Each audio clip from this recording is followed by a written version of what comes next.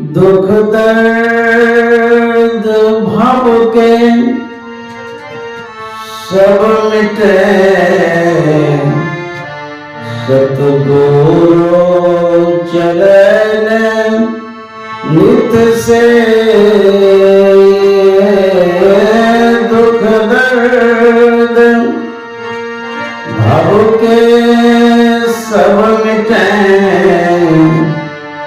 सतगुरु चरण नित से।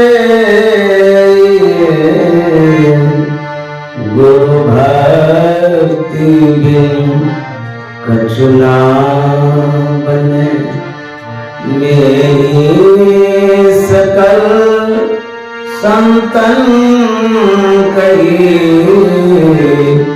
गुरु भक्ति बिन कछु ना बने। श्री सद्गुरु महाराज की जय।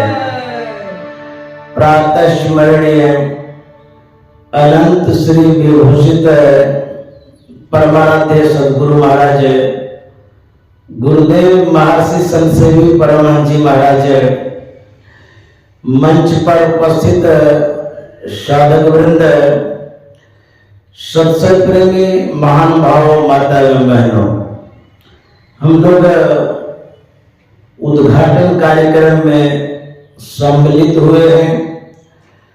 इस कार्यक्रम के अंतर्गत सत्संग ध्यान साधना का भी शिविर चल रहा है। हम लोग कई दिन से ध्यान सत्संग करते आ रहे हैं। आज 9 अप्रैल 2025 ईस्वी है, दिन बुधवार है। हम लोग रांची झारखंड स्थित टाटी सिलवे में सत्संग कर रहे हैं। पार्वती सेल्स पशु आहार कंपनी में हम लोग अवस्थित हैं, सत्संग में भाग लिए हुए हैं। अभी हम लोग पाठ के दौरान सुन रहे थे महोपनिषद की बात। उसमें कहा गया कि भारो और विवेक न शास्त्रम, भारो ज्ञानम चौरागिन अशांतस्य मनोभारो, भारो न विदो बपो। इसका मतलब हुआ जो अविवेकी है, यदि उसे शास्त्र की बात सुनाएंगे तो उसको समझ में बात नहीं आएगी और भारी जैसा लगेगा। कहेंगे कि हमको कुछ भी समझ में नहीं आता है, क्योंकि विवेक नहीं है। जब समझदारी आएगी, जब सोच आप डेवलप करेंगे, तब आप किसी बात को समझ बूझ पाएंगे। तो शास्त्र की बात सब कोई नहीं समझ पाते, सबके दिमाग में बातें नहीं घुसती है। तब जो शास्त्र का अध्ययन करते हैं, पठन पाठन में संलग्न रहते हैं, उनके सामने यदि बात कही जाए तो वो समझ जाएंगे। इसीलिए कहा कि शास्त्र की बात और विवेकी को भारी जैसा लगता है। भारो ज्ञानम चौरागिना, रागी कहते हैं जो चिपकू आदमी है, चिपका हुआ है। जैसे फेविक्विक से चिपका देते हैं तो उखड़ता नहीं है, उसी तरह से जिनकी आसक्ति हो गई है, लगाव, राग, जो संसार को ही सब कुछ समझता है, संसार के महत्व को देता है, उसी को कहता है रागी। उसके अलावा उसको कुछ सूझता ही नहीं है। कोई घर में लटका हुआ है, कोई खेती में अटका हुआ है, कोई कारोबार में भटका हुआ है, कोई विषय व्यापार में लगा हुआ है। इस तरह से जो अनुराग है संसार के प्रति, विषय के प्रति, धन धान्य के प्रति, ऐसे रागी व्यक्ति को यदि ज्ञान की बात कहेंगे उसको समझ में नहीं आता है, क्योंकि जिस वस्तु या व्यक्ति का महत्व वो समझ रखा है उसी में उसका दिमाग चलते रहता है और वही बात समझ में आती है। तो जो शास्त्र की बात हम लोग करते हैं या ज्ञान की बात करते हैं वो कहता कि हमको भारी जैसा लगता है। एक तो राग के कारण ऐसा होता है, आसक्ति के कारण। दूसरा, यदि पूर्व जन्म का कर्म सही नहीं है या अकर्म है या पूर्व जन्म में उन्होंने अच्छा कर्म किया ही नहीं है तो उसको भी भारी जैसा लगता है। तुलसी पूर्विला पाप ते हर चर्चा न सुहाय। पूर्व जन्म का जो पाप है अपकर्म उसके कारण इस जन्म में हरि की चर्चा, भगवत चर्चा, सत्संग प्रवचन अच्छा नहीं लगता है। कैसे अच्छा नहीं लगता है? जैसे ज्वर के ताप से भोजन की रुचि जाए। ज्वर कहते हैं बुखार को। जब शरीर में बुखार आता है तो बुखार एक ताप है, एक गर्मी है, शरीर में गर्मी बढ़ जाती है।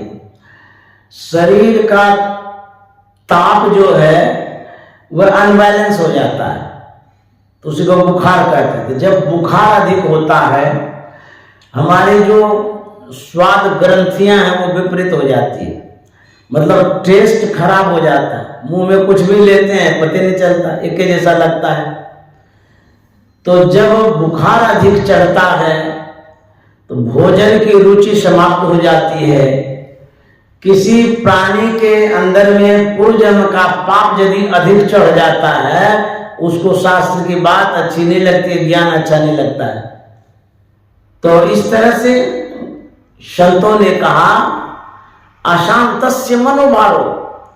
जो व्यक्ति अशांत है, अशांत का टेंशन में जो है, कोई समस्या आ गई है, कोई उलझन आ गया है, परिस्थितियां जो आ जाती हैं उसी को कहते हैं टेंशन। तो टेंशन शरीर को नहीं होता, मन को होता है। तो मन ही टेंशन में चला जाता है, सोचने में, विचारने में, बेचैनी में मन बरतते रहता है। इसी को कहते हैं कि अशांतस्य मनोभाव। जो मन अशांत हो गया है उस व्यक्ति का मन ही भारी हो जाता है। हमारा ही तो मन है, लेकिन हम मन को अपने कारोबार रोजगार में इतना डिवाइड कर दिए, बांट दिए हैं कि हमारा मन ही काम नहीं करता है। मन लोड नहीं उठा पाता। जैसे आपके पास जनरेटर है 5 kV का और उसमें 15 kV का लोड दे दीजिएगा तो जनरेटर का भट्ठा बैठ जाएगा कि नहीं बैठे, गड़बड़ हो जाएगा, वो लोड उठा नहीं सकेगा। उसी तरह से हमारा जो मन है, जो मस्तिष्क है, इसमें जो संसार का कारोबार रोजगार है उसका लोड हिसाब से दीजिए। लोड सेटिंग नहीं रहेगा, अनलोड होगा तो उसी को कहते हैं पागल हो गया है, छिटखोपड़ी हो गया है, दिमाग खराब हो गया, इसको सही दिमाग नहीं है इसके पास। तो इस तरह से मन जो है परेशान करते रहता है, आप ही का मन। तो कहते हैं अशांतस्य मनोभाव और भारो न विदो वपो। जो आत्मज्ञानी नहीं है, अर्थात इस शरीर का जिसे बोध ही नहीं है, समझदारी नहीं है शरीर कितना महत्वपूर्ण है, यह शरीर अनमोल है, इस बात को बहुत लोग नहीं समझ पाते हैं। इसीलिए इस शरीर को या तो फांसी लगा के समाप्त कर देते हैं, विष खा लेते हैं, ट्रेन के नीचे आ जाते हैं, कोई न कोई उपाय से समाप्त कर देते हैं। बहुत टेंशन में जब आदमी आता है तो कहता है कि इससे अच्छा है मर जाएंगे। देखिए, भगवान ने, परमात्मा ने अनमोल शरीर दिया, ऐसे को समाप्त करना चाहते हैं। क्यों? हम आत्मज्ञानी नहीं है, शरीर के महत्व को नहीं समझते हैं। जो आत्मज्ञानी नहीं है उसके लिए शरीर भार है। इस तरह से भार की बात कही गई। भार ना वजन, वेट, लोड। तो शरीर भार, मन भार, उसके बाद शास्त्र भार, ज्ञान भार, सब भारी भार है। इसमें लोग लोड उठा ही नहीं पाता है। तब जब हम मोबाइल चलाते हैं, व्हाट्सएप में मैसेज आता है, रोज आता है, जो जिससे जुड़े रहते हैं मैसेज करते हैं, ऑडियो वीडियो भी कर लेते हैं, फोटो फाटो भी भेजते रहते हैं। तो मोबाइल में जो कैपेसिटी है, उस कैपेसिटी के अतिरिक्त जब मोबाइल में फोटो आ जाता है, वीडियो आ जाता है, तो वह मोबाइल भर जाता है और हैंग करने लग जाता है, मतलब काम करना छोड़ देता है।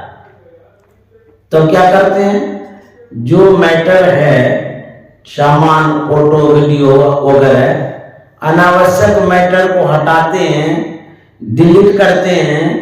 तो जो स्पेस है, जगह है, जो फाइल है, उसको खाली करते हैं। जब खाली करते हैं तो मोबाइल टनाटन चलने लग जाता है। ठीक उसी तरह से हमारे मन मस्तिष्क में जन्मों जन्म से कूड़ा कबाड़ा भरा हुआ है, तो उसको डिलीट कैसे करेंगे? मोबाइल तो है नहीं, जो डिलीट करेंगे तो मस्तिष्क है, मन है। तब जब आप सत्संग में आते हैं, हमारे अंदर में जो कूड़ा कबाड़ा है वो डिलीट होता है, वो धीरे धीरे निकलता है, क्लीन होता है, मन साफ होता है, स्वच्छ होता है। जैसे पाप की बात आप सुन रहे थे, पाप के कारण मन भारी होता है, लेकिन इस पाप को समाप्त करने का माध्यम ध्यान है। यदि शैल समं पापं विस्तृणं बहुयोजनम विद्यते ध्यान योगे नान्यो भेदे कदाचन। पहाड़ के समान यदि पाप हो तो ध्यान योग के द्वारा वह पाप क्लीन होता है, साफ होता है, समाप्त होता है। तो डिलीट करने का जो माध्यम है वो ध्यान है, ध्यान से डिलीट होता है। अर्थात हमारे अंदर में जो कुवृत्तियां हैं, खराब विचार है, जो कुसंस्कार है, पाप है, वो समाप्त होता है ध्यान करने से। लेकिन ध्यान को जो हम लोग प्रारंभ करेंगे, उसके लिए गुरु महाराज ने कहा मानस जप, मानस ध्यान, दृष्टियोग, नादानुसंधान, यही क्रिया है। मानस जप से हम लोग ध्यान प्रारंभ करते हैं, तो यहीं से मन मस्तिष्क क्लीन होना प्रारंभ हो जाता है। जैसे मान लीजिए आप गाड़ी धोते हैं, पहले पानी का छींटा देते हैं, उससे भी गाड़ी तो साफ हो जाती है। उसके बाद उस गाड़ी में यदि पाउडर देते हैं तो उससे विशेष गाड़ी साफ होती है, और भी कोई केमिकल है उससे भी विशेष साफ होती है गाड़ी। ठीक उसी तरह से मन को साफ करने के लिए पहले मानस जप करते हैं, उससे विशेष क्लीन करने के लिए, साफ करने के लिए मानस ध्यान करते हैं, उससे भी विशेष शुद्ध पवित्र करने के लिए दृष्टियों की क्रिया करते हैं। जब नादानुसंधान की क्रिया करते हैं तो जितना पाप है सब साफ हो जाता है, क्लीन हो जाता है। इस तरह से मन मस्तिष्क को साफ करते हैं। कबीर साहब ने कहा है कि समुद्र लहर तो थोरिया, मन लहरे घनिया। लहर मन तरंग भी होता है। लहर का मतलब जैसे आग लगाते हैं तो लहरने लगता है, इसको लहर कहते हैं। तो समुद्र में जो तरंगा उठती है वो उठती ही रहती है। कबीर साहब कहते हैं समुद्र में जो तरंगे है उसकी अपेक्षा मन में विशेष लहर उठती है। मन लहर घनिया है। लहर में होता क्या है? खेती का समय है, खेती की जय विषय। कितने लोग तो उस लहर में बह जाते हैं, डूब जाते हैं, समाप्त हो जाते हैं। तो मन में जो लहरें उठती है, मन में जो तरंग उठते रहता है, इस मन के तरंगों में हम लोग पढ़ते रहते हैं, डूबते रहते हैं, दुख भोगते रहते हैं। सुबह से शाम तक लहरें उठती है। लहर क्या है? विचारों का आगमन, आवागमन जो होता है। हम सुबह ही सोचने लग जाते हैं कि किस तरह से काम करेंगे। ये जो विशेष सोचने लग जाते हैं, इसमें विशेष मन तरंगित होता है, उछलता है, चंचल हो जाता है। इसलिए इस मन को समेटने के लिए बिंदु ध्यान की विशेष आवश्यकता है। गुरु महाराज ने कहा है, एक बिंदु दूरबीन हो, दूरबीन क्या करे, बिंदु दूरबीन हो, दूरबीन क्या करे, दिल में ब्रह्मांड दर्श हो, बाहर में क्या फिरे,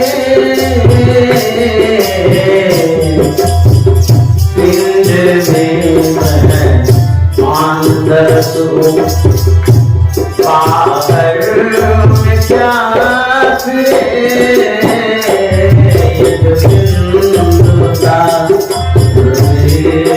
हो।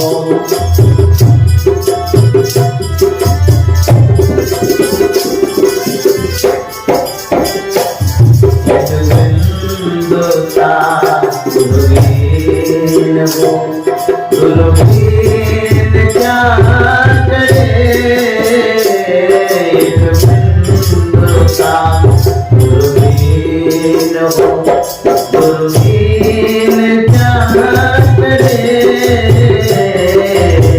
बिंद हो, बाहर में क्या फिरे,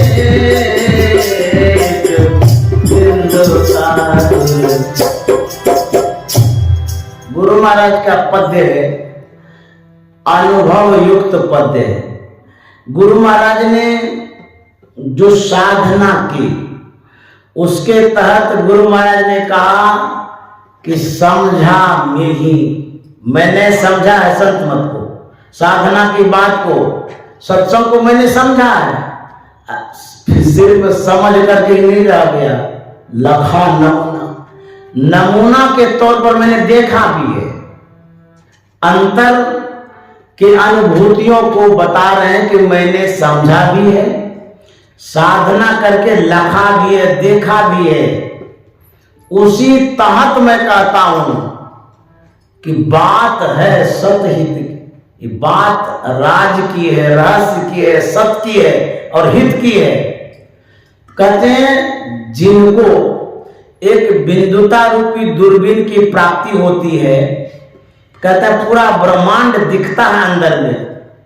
जो इंजीनियर होता है उसके पास दूरबीन होता है, सड़क बनाने वाला, पुल बनाने वाला, वो उस दूरबीन में देखता है कि ये जो सड़क है सीधी जाएगी कि टेढ़ी जाएगी, कहां तक सीधी है।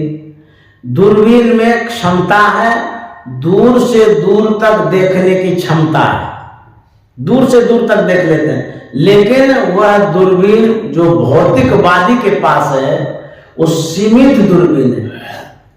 कितने दूर तक आप दूरबीन से देख सकते हैं? 1 किलोमीटर, हो सकता है 2 किलोमीटर आप देख लें, उसके बाद दिखबो न करेगा, क्योंकि इस दूरबीन में क्षमता नहीं है। लेकिन गुरु महाराज कहते हैं जो अंतर का दूरबीन है, साधकों का दूरबीन है, यदि उसकी प्राप्ति हो जाए तो पूरा ब्रह्मांड दिखेगा, संसार में जो कुछ है सब दिखेगा। कहते हैं पिंड में दर्श ब्रह्मांड हो, बाहर में क्या करे। उपनिषद में लिखा हुआ है बिंदु मनोलय कृत्वा दूरदर्शन मापनुयात। दूरबीन को दूरदर्शन कहते हैं, टीवी को दूरदर्शन कहते हैं। दूर से दूर के दृश्यों को जो दिखाता हो उसको दूरबीन कहते हैं। तो एक बिंदुता जो है, बिंदु ध्यान जो करते हैं, कहते हैं उसको दूरदर्शन प्राप्त होता है, उसको दूरबीन प्राप्त हो जाता है, टीवी प्राप्त हो जाता है, दूर से दूर तक दृश्य को वो देखता है। गोस्वामी जी ने लिखा है सकल दृश्य निज उदर मेली, सोवे निद्रा तज योगी, सोई हरिपद अनुभव परम सुख अक्षय द्वैत योगी। सकल दृश्य, सकल न सौ, पूरा दृश्य रूप देखता है। कौन? योगी।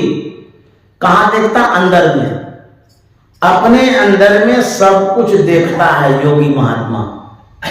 इस तरह से जब हम आंख को विकसित करते हैं, अर्थात जो तीसरी आंखें हैं, शिवनेत्र जिसे कहते हैं, यदि अंतर की आंखें डेवलप होती है तब इसमें क्षमता आ जाती है। तो इसको गोस्वामी जी ने कहा उभरे विमल विलोचन ही के। जब उभरेगा क्या? विमल विलोचन, विमल मन होता पवित्र, और विलोचन माना विशेष आंख। ये जो दो आंख है ये विशेष आंख नहीं है। तब विशेष आंख शिव नेत्र को कहते हैं, तीसरे आंख को कहते हैं। तो हो क्या गया है? कहते हैं उसको उभारिए। आंख ढक गई है, आवरणित है, पर्दा पड़ गया आंख पर, है नेरे सूझत नाही, लियानत ऐसो जिंद, तुलसी या संसार को भयो मोतिया बिंद। एक परत होता है, आंखें में मोतिया बिंद होता है तो सूझना कम हो जाता है। उसी तरह से विवेक रूपी आंख पर अज्ञानता का दोष दृष्टि वाला पर्दा पड़ गया है। गुरु महाराज कहते हैं सुखमनिया में मोरी नजर लागी, सुखमनिया में मोरी नजर लागी, ओ नजर लागी, हाँ नजर लागी, ओ नजर लागी, हाँ नजर लागी, सुखमनिया में मोरी नजर लागी, सुखमनिया में मोरी नजर। गुरु महाराज कहते हैं मेरी तो नजर लग गई। कहाँ नजर लग गई? सुखमनिया में। सुखमनिया का आज्ञा चक्र को, आज्ञा चक्र में मेरी नजर लग गई। कोई कोई संसार के लोग कहा करते हैं ए फलाने की नजरें बड़ी बुरी है, उससे बच्चों को बचा के रखिए। एक बुरी नजर होती है, एक अच्छी नजर होती है। संत महात्मा के पास जब जाते हैं तो कहते हैं कि एक बार कृपा की दृष्टि से देख लीजिए। कृपा वाली एक दृष्टि होती है और एक कृपान वाली दृष्टि जो काटती रहती है, अर्थात दूसरे को दुख देने का काम करता है। कोई दोष दृष्टि वाला आदमी होता है, कोई दोष दृष्टि वाली महिलाएं भी होती है जिनकी निगाहें नजरें खराब हो गई है, अर्थात उनके नजरों में बुराइयां बढ़ गई है, बुरी निगाह से बच्चों को देखती है, वह बच्चा पीड़ित होता है, दुखी हो जाता है। इसलिए बच्चों को काजल भी लगाते हैं, नजर में लगा देते हैं ताकि नजर न लगे किसी को। कहते हैं यह जो काजल है आंख में लगाते हैं कि आंख में सूझे, नजर न लगे। लेकिन पलटू साहब कहते हैं काजल दिए से का भैया, ताकन को ढवना है। आप काजल लगा लिए तो क्या हो गया? माने काजल लगा कर जा रहे हैं, उठपटांग चल रहे हैं तो गिर के हड्डी पसली तो एक हो जाएगी। इसलिए काजल दिए से का भैया, ताकन को ढवना है। ताकन को ढवना ही ताकन की गति है न्यारी। ताकने की जो गतियां हैं, विधि विधान जो है, जो चाल है वो न्यारी है। कहते हैं एक टक लेवे ताकि सोई है पीवी की प्यारी। यदि देखने के लिए आप जान जाएंगे तो परमात्मा की प्यारी हो जाएंगे। अन्यथा काजल लगाते रहिएगा कुछ नहीं होगा। एक बार परम संत तुलसी साहब के पास एक मौलवी साहब आए। तुलसी साहब के दिनचर्या को देखकर बड़े प्रभावित हो गए। तुलसी साहब का जो विचार था, जो ज्ञान था, उस ज्ञान को वो अपनाना चाहा कि मैं भी इस ज्ञान के तहत अपने जीवन को ढाल दूंगा तो कल्याण होगा। अपना मंतव्य व्यक्त करते हुए मौलवी साहब ने कहा था कि मुझे दीक्षा दे दीजिए, भजन भेद दे दीजिए, अंतर का जो रास्ता है उसका रहस्य बता दीजिए। परम संत तुलसी साहब ने कृपा करके मौलवी साहब को वह भेद बतला दिया, दीक्षा भी दी। मौलवी साहब साधना करने लगे। साधना कर ही रहे थे, तुलसी साहब समझाने लगे, उनको कहने लगे, क्योंकि साधना के क्रम में कठिनाइयां आती है, दिक्कत आती है, मन घबराता है, साधक बेचैन हो जाता है, क्योंकि भीतर में उसको दिखता कुछ नहीं है, तो घबरेबे करेगा ना। तो तुलसी साहब ने मौलवी साहब से कहा था, अरे तकी तकते रहो, मुर्शद ने ये पंजा दिया,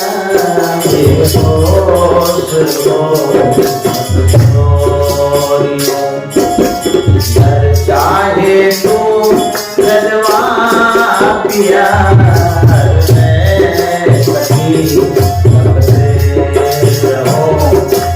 मुर्शद ने ये पंजा दिया,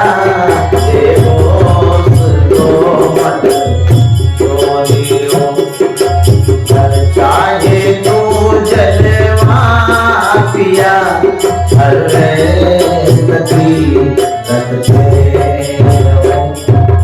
तुलसी साहब समझा रहे थे, बता रहे थे, सुझा रहे थे। अरे तकी, तकते रहो, उसका नाम तकी था। तकी कहते हैं ताकने वाले को, देखने वाले को, दृष्टियों करने वाले को। अरे तकी, तकते रहो, देखते रहो। मुर्शद ने ये पंजा दिया, मुर्शद कहता है गुरु को, गुरु ने जो तुमको तौर तरीका बतलाया है उस हिसाब से तुम देखते रहो, मीन मेख मत निकालो, किंतु परंतु मत सोचो, जो गुरु ने बतला दिया है देखते रहो, सीधे चला जाना, वहां मुर्शद ने फतवा दिया, करते रहो साधना। तो मौलवी साहब कहते हैं कि मैं करता रहूंगा, लेकिन होगा क्या, परिणाम क्या होगा, डिसीजन बता दीजिए, निर्णय बता दीजिए, पहले जानना चाहते हैं।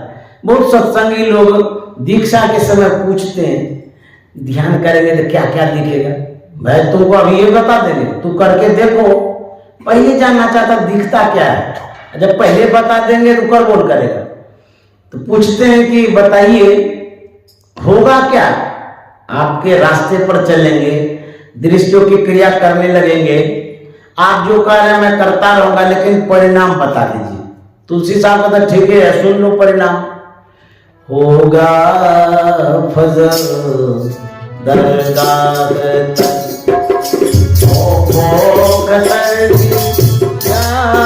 नहीं होगा,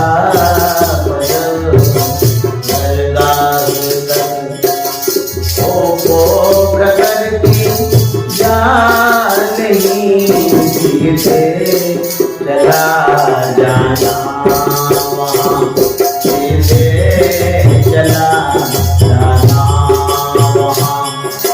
मुर्शद ने फतवा दिया, चला जाना, मुर्शद ने फतवा दिया,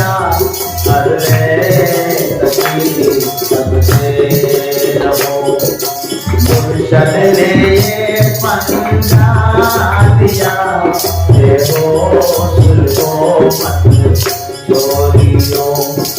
घर जाए तो जलवा पिया।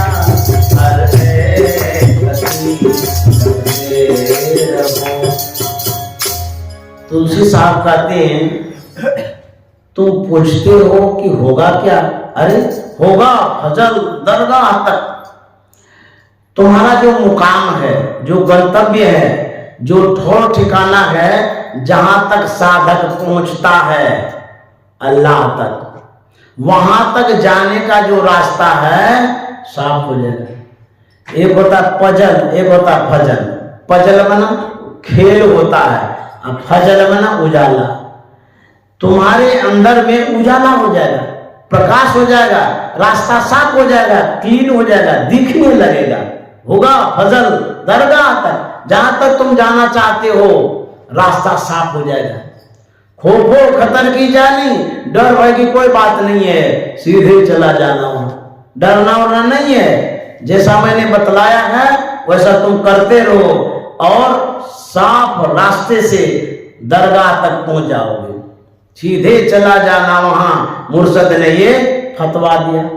फिर जिज्ञासा किया मौलवी साहब ने कि महाराज सिर्फ मुझे ही जाने के लिए कहते हैं कि और कोई गया भी है? इस रास्ते पर जो अंतर का रास्ता है और भी कोई गए हैं कि खाली हम ही को कहते हैं जाने के लिए? तो तुलसी साहब कहते रे और कोई गए हैं? बहुत गए हैं।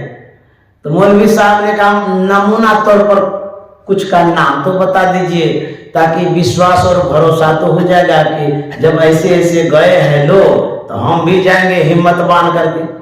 तुलसी साहब कहता है सुनो, जो गया है उसका नाम बता रहे हैं। मंसूर सरमद गोवली और शम्स मौला ना हुए। मंसूर सरमद गोवली और शम्स मौला ना हुए। पहुंचे सभी इज़रार से, पहुंचे सभी इज़रार से। जिसने की दिल पुख्ता किया, पहुंचे सभी इज़रार से। जिसने की दिल पुख्ता किया, अरे सभी मुर्शद ने पंजा दिया, को मत छोड़ियो, कर चाहे तू जलवा पिया।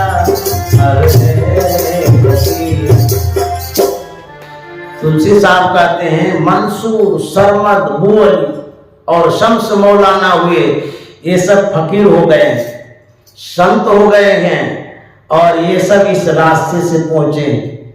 कहते हैं पहुंचे सभी इस राह से, जिसने कि दिल पुख्ता किया। बुझदिल आदमी इस रास्ते पर नहीं जा सकता है, कमजोर आदमी इस रास्ते पर नहीं जा सकता है। जिसके पास हिम्मत है, जिसके पास मन स्ट्रांग है, जो मजबूत आदमी है, वही इस रास्ते पर जा सकता है। अन्यथा हिल डोल करने वाला जो है ना वो नहीं पहुंच सकता है। जिसने कि दिल पुख्ता किया, पुख्ता माने मजबूत होता है। ऐसा क्यों कहा गए तुलसी साहब कि जिसने दिल को मजबूत किया? साधक जब जाता है कोई बाहर में थोड़ा जाता है, आंख बंद जब करते हैं साधकों की यात्राएं प्रारंभ हो जाती है। जरा सोचिए अंधकार हो, इतना अंधकार के हाथ को हाथ नहीं सूझता हो, जंगल हो, उस जंगल में हिंसक प्राणी भरे हुए हों, आप अकेले हैं, रात्रि का समय है, जंगल है, अकेले हैं, डर नहीं लगेगा? भयभीत हो जाएंगे, बहुत डर लगेगा। जब साधक ध्यान करता है तो अंधकार मिलता है। इस अंधकार में जो कुछ देखते हैं घनघोर जंगल है और हिंसक प्राणी क्या है? काम, क्रोध, लोभ, मोह, अहंकार, ये सब हिंसक प्राणी। ये सब जो है खाता है। क्योंकि कैसे खाता है? अरे जब कामना उत्पन्न होती है, जैसे शूर्पणखा के अंदर में उत्पन्न हुआ तो बर्बाद हो गई वो। काम ने शूर्पणखा को खा गया, क्रोध उत्पन्न हुआ, रावण को खा गया क्रोध ने। क्रोध के कारण रावण समाप्त हो गया, वंश भी समाप्त हो गया। तो काम, क्रोध, लोभ, जो लालच है किसी के भी अंदर में, लालच के कारण व्यक्ति का विनाश हो जाता है। एक महात्मा अपने शिष्यों के साथ गंगा के तट पर कुटिया में साधना रत थे। गंगा में बाढ़ आ गई थी तो बाढ़ में लाश घास सब भसते रहता है। गुरुजी जितने सिद्ध थे उतने ही चेला असिद्ध था, कच्चा था, अब कचड़ा चेला, लालची था। एक भालू भसते हुए आ रहा था, चेले की नजर पड़ गई तो जैसे दूर से ही देखता है कि कोई काला काला चीज भसते आ रहा है तो चेले के मन में होता है होल हो कम्बल भसते हुए आ रहा है। चट से गुरुजी से कहा, गुरुजी गंगा जी में जो बाढ़ आई है उसमें वो कम्बल भसते हुए आ रहा है, हम ऊपर करते हैं। बोले बेवकूफ कहेगा, कम्बल कहीं भसता है, कम्बल में पानी पड़ते डूब जाएगा। बोला नहीं गुरुजी कम्बल है। बोले नहीं नहीं कुछ दूसरा होगा। बोले दूसरा नहीं, हम तो देख रहे कम्बल है, हम ऊपर करके आपको दिखा देते हैं। बोले जाओ तुम्हारा मन है तो। धौंस मार दिया, गया जिधर से बालू बसते हुए आ रहा था। बालू के बाल बड़ा बड़ा होता है, बालू का बाल घना घना होता है, मुंह होने दिखता है ठीक से। तो भालू तो वो डूब कर रहा था, बचने का अवलंब खोज रहा था। जैसे ये पकड़ता है भालू को, अब भालू चट से इसी चेलवा पर चढ़ जाता है और उसको डुबाने लगा। चेलवा चिल्ला के कहता है गुरुजी हमको कमल डुबा रहा है, ऊपर कर दीजिए। बेवकूफ कहेगा, तुमको कमल डुबा रहा है, तुमको भालू डुबा रहा है, मरो तुम। तुमको कह रहे थे कि कमल नहीं है तो तुम माना नहीं। कहते हैं कि लालच बुरी बला है। जो लालच करते हैं ये जीवन का बला है। और कहते हैं आधी छोड़ एक को धावे, ऐसा डूबन था न पावे। तो मन में संतोष रखना चाहिए, लालच नहीं करना चाहिए। तो काम, क्रोध, लोभ, मोह, अहंकार, ये सब जो विकार है, इन विकार के तहत साधक गिरता है, टूटता है, पदच्युत हो जाता है, साधना से नीचे चला जाता है। कबीर साहब ने कहा है दृढ़ करो दृढ़ करो दृढ़ करो हो जोगी, दृढ़ करो हो जोगी, दृढ़ करो हो सोरठिया गोरिया, दृढ़ करो हो सोरठिया गोरिया, दृढ़ करो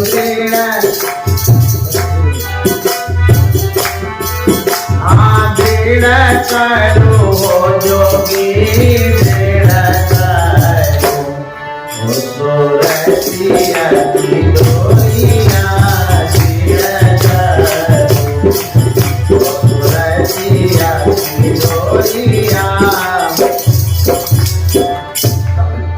कबीर साहब कहते हैं कि सूरतिया की डोरिया को मजबूत करिए।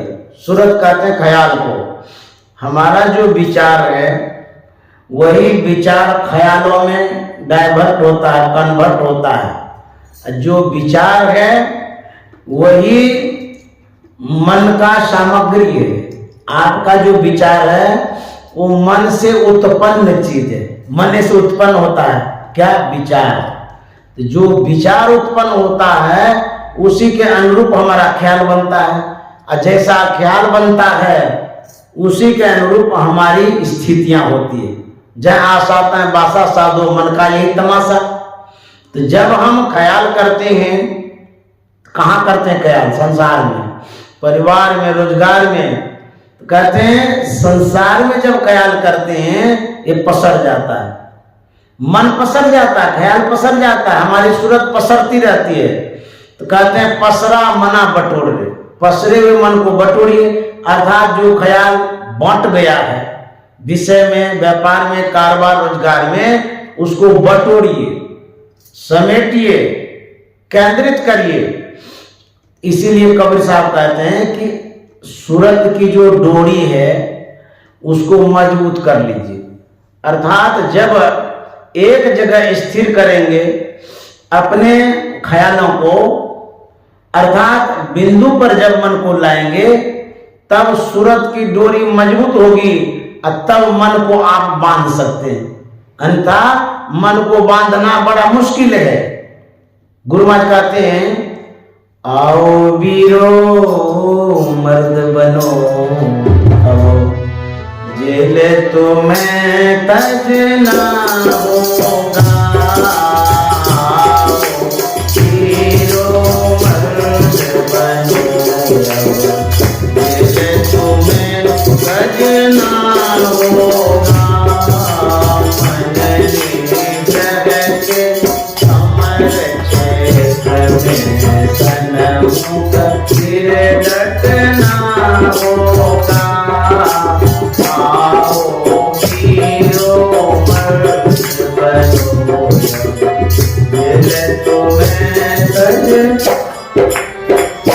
गुरु महाराज कहते हैं, आओ वीरो मर्द बनो। वीर बनने की बात गुरु महाराज करते हैं। जो पुरुष है उसको तो हम कह देंगे कि वीर बनो, लेकिन जो महिलाएं हैं उसको वीरांगना कह सकते हैं। लेकिन यहां जो वीर शब्द है पुरुषों के लिए भी है, महिलाओं के लिए भी है, लेकिन इसका जो अर्थ है वीर बनो अर्थात साहसी बनो, ये अर्थ है।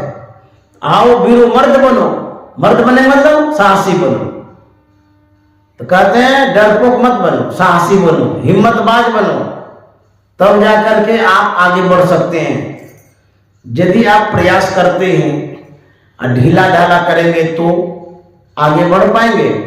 गुरु महाराज कहते हैं, वक्त नहीं है वीरो अब काफिले होकर सोने का, वक्त नहीं है वीरो अब काफिले होकर सोने का, हिंदू राह से निकल बहादुर, हिंदू राह से निकल बहादुर, दम मंडल अपना होगा और तुम्हें करना होगा, आओ वीरो मर्द बनो, ये तुम्हें सजना होगा, आओ वीरो मर्द बनो, ये तुम्हें। गुरु महाराज कहते हैं, वक्त नहीं है वीरो, समय अब नहीं है। जो यात्रा है लंबी यात्रा है, दूरियां बहुत है और रास्ता बड़ा टफ भी है, कठिन भी है, सरल नहीं है, सुगम नहीं है, बहुत कठिन वाला रास्ता है। कहते हैं कि समय अधिक लगाना पड़ेगा और हिम्मत बना करके चलना पड़ेगा। समय भी दीजिए, हिम्मत भी रखिए। उसके बाद यदि आपके पास उपलब्धियां नहीं हो पाती है, सफलता नहीं प्राप्त कर पाते हैं, एक ऑप्शन है, जबरदस्त ऑप्शन। क्या है? सदगुरु की कृपा। हिम्मत रखना होगा और इस रास्ते पर चलना होगा, समय देना होगा, प्रयास करना होगा। उसके बाद आपके साथ सदगुरु तो हैं। सदगुरु क्या करते हैं? आपके कठिनाइयों को सुगम, सरल, सहज करते हैं। ये सदगुरु का काम है। तो यदि आप चाहते हैं सफलता, तो आपको पीलना पड़ेगा और इस रास्ते पर चलना पड़ेगा। हम लोग सुन रहे थे, दुर्लभो विषय त्यागो, दुर्लभम तत्व दर्शनम, दुर्लभा सहजावस्था सद्गुरु करनम बिना। टफ, कठिन किसके लिए है? जिसके जीवन में सदगुरु नहीं है। नहीं तो विषय का त्याग बड़ा दुर्लभ है, तत्व दर्शन दुर्लभ है, सहज समाधि की अवस्था दुर्लभ है। किनके लिए? जिनके पास गुरु वाक्य नहीं है, गुरु ज्ञान नहीं है, जिसने भजन वेद नहीं लिया है। गुरु वाक्य न लभ्यते, और जो गुरु वाक्य ले लिए हैं, गुरु के अनुसार चलते हैं, तो उसके लिए सब सुगम सहज है। गुरु सीढ़ी ते उतरे, शब्द भी होना हो, ताको काल घसीट है राख सके नहीं को। जो गुरु सीढ़ी से उतर जाते हैं, गुरु का अवलंब जिसके जीवन में नहीं है उसके लिए कठिन है, जिसके जीवन में गुरु का अवलंब है उसके लिए सहज सुगम है। तो आप साधना करेंगे, हिम्मत से करेंगे, समय दे के करेंगे, तब जाकर के आपके जीवन में गुरु की कृपा होगी।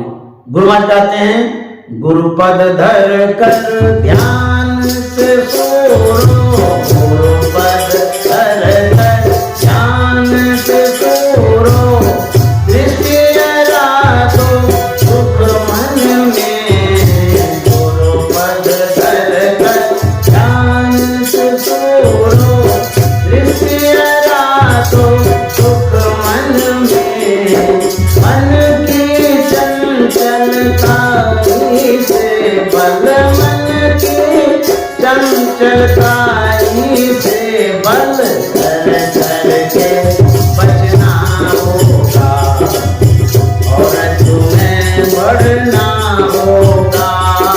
आओ वीरों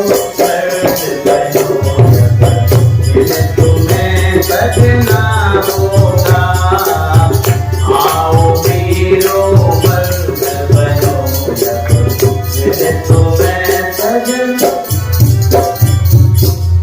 गुरु महाराज कहते हैं कि गुरु पद धर कर ध्यान से शुरू। संत सदगुरु के चरण कमल को पकड़ करके जाएंगे, यहीं से साधना प्रारंभ होती है। कबीर साहब ने कहा ना, मूल ध्यान गुरु रूप है, मूल पूजा गुरु पांव, मूल नाम गुरु वचन है, मूल सत्य सतभाव, मूल में जड़ मैन जिसको कहते हैं। ध्यान जो प्रारंभ आप करते हैं, कहां से प्रारंभ करते हैं? मूल ध्यान गुरु रूप है, जो गुरु का रूप है, संत सदगुरु का जो चरण कमल है, यहां से आप ध्यान करते हैं। ये साधना का मूल है, ध्यान का मूल है, जड़ है, यहीं से हम प्रारंभ करते हैं। गुरु महाराज कहते हैं, गुरु पद धर कर ध्यान शुरू, दृष्टि अड़ा दो सुषमन में, आज्ञा चक्र में अपनी दृष्टि को अड़ा दो, गड़ा दो, लगा दो। तब कहते हैं, दृष्टि अड़ा दो सुषमन में, मन की चंचलता से बल, कर करके बचना होगा। मन की जो चंचलता है, जो मन परेशान करता है, उससे आप बच पाएंगे। इसलिए गुरु का अवलंब बहुत जरूरी है। मीराबाई कहती है, नैया लगा दो भव पार मेरे सतगुरु, नैया लगा दो भव पार मेरे सतगुरु, नैया लगा दो भव पार मेरे सतगुरु। तुम बिन मेरो और न को, तुम बिन मेरो और न को, देखा है नजरें पसार मेरे सतगुरु, देखा है नजरें पसार मेरे सतगुरु, नैया लगा दो भव पार मेरे सतगुरु। संत सदगुरु का जो सहारा है, साधकों के लिए परम आवश्यक है। यदि सदगुरु का सहारा नहीं मिला तो सब जितना शास्त्र का ज्ञान है, जितना आप व्याख्यान करते हैं, सब पर पानी फिर जाएगा। बिना सदगुरु का आप भवसागर से पार नहीं हो सकते हैं। इसलिए गुरु महाराज ने कहा, बिना गुरु की कृपा पाए नहीं जीवन उदारा है, बिना गुरु की कृपा पाए नहीं